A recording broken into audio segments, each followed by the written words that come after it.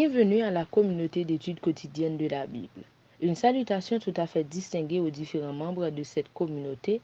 Remerciement d'abord à notre Dieu et un remerciement spécial à vous aussi pour vos soutiens ainsi que l'attention que vous portez à nos différents contenus.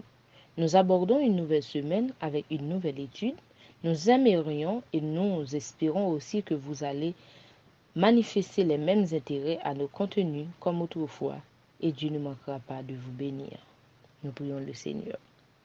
Notre Dieu, notre Père céleste, en ce moment, nous allons étudier ta parole. Nous te demandons de nous assister avec le pardon de nos péchés au nom de Jésus. Amen. Cette semaine, nous étudions la leçon 9 qui a pour titre « Le fondement du gouvernement de Dieu ». Verset à mémoriser. Et le dragon fut irrité contre la femme, et il s'en alla faire la guerre au reste de sa postérité, à ceux qui gardent les commandements de Dieu et qui ont le témoignage de Jésus, selon Apocalypse 12, verset 17. La semaine dernière, nous avons étudié la leçon 8. Cette leçon mettait l'emphase sur le sanctuaire, la base de notre respiration chrétienne.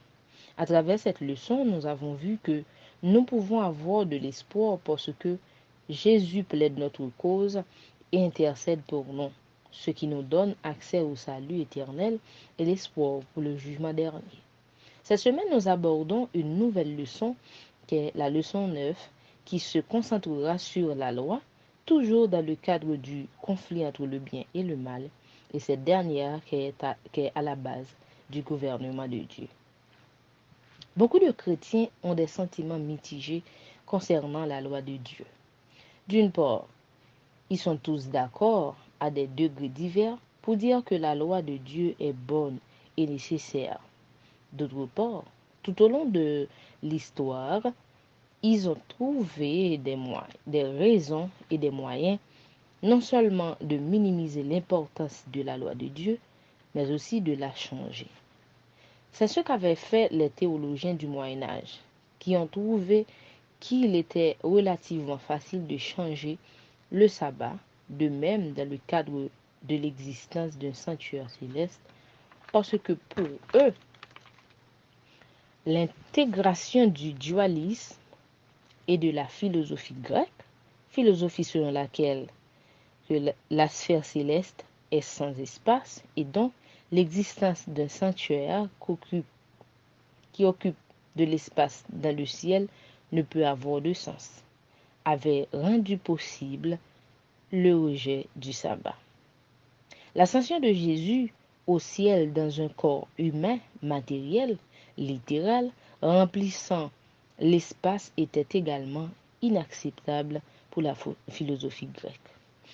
Il continue pour dire que, de même, si la sphère céleste est intemporelle, un sabbat littéral, en tant que moment saint, n'est pas pertinent pour Dieu et pour la religion. Cependant, à partir des preuves bibliques, nous voyons que le sabbat est un thème trop évident pour être simplement écarté. Pour cette raison, de nombreuses personnes ou de nombreux chrétiens de l'Église primitive et médiévale avaient appliqué à la Bible la méthode allégorico-interprétative, la seule méthode qui leur permettait de concilier les visions du monde grec et biblique. Selon cette méthode, le sens le plus important d'un enseignement biblique n'était pas le sens littéral, mais un sens spirituel, transcendant et intemporel. Ils avaient donc conclu que les chrétiens n'avaient pas besoin de célébrer un sabbat littéral. Au contraire, ils pouvaient le remplacer par une signification spirituelle telle qu'un repos abstrait et éternel en Dieu. Il n'est donc pas étonnant que les chrétiens n'aient pas accordé une attention particulière à la loi de Dieu à l'époque médiévale et la même situation, le même comportement face à la loi de Dieu ne fait que reproduire. Mais grâce à l'étude intensive de la Bible, les adventistes sont parvenus à comprendre la signification de la loi dans le lieu très saint du sanctuaire céleste. Ils ont également découvert l'importance du sabbat, le quatrième commandement au cœur de la loi de Dieu, les 10 commandements. En effet, ce commandement, plus que tout autre, identifie clairement Dieu comme notre Créateur, le fondement de toute véritable adoration.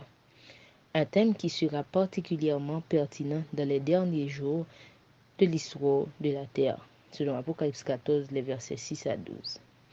Depuis le début, le but de Satan a été de contrecarrer l'adoration de Dieu en minimisant la valeur de sa loi, sachant que la violation d'un seul commandement signifie être coupable de tout, selon Jacques 2, verset 10. Satan encourage les gens à transgresser la loi de Dieu. Satan déteste le sabbat parce que cela rappelle aux gens le Créateur et la façon dont il doit être adoré. Le sabbat est aussi inscrit dans la loi de Dieu, dans le lieu très saint du sanctuaire céleste.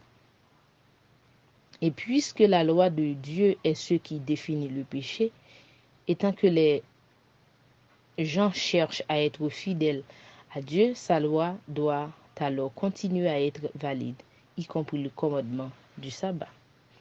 Dans la leçon de cette semaine, nous allons établir la relation entre le sanctuaire, signe du gouvernement de Dieu et du salut de l'univers, et la loi de Dieu qui est immuable et éternelle, le sabbat comme étant l'indicateur du fait que Dieu est le créateur et roi.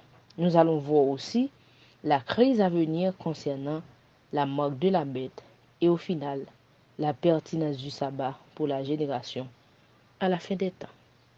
Nous espérons que vous allez être des nôtres durant toute la semaine afin de bien comprendre la leçon. Nous prions le Seigneur. Merci Seigneur de nous avoir réveillés ce matin.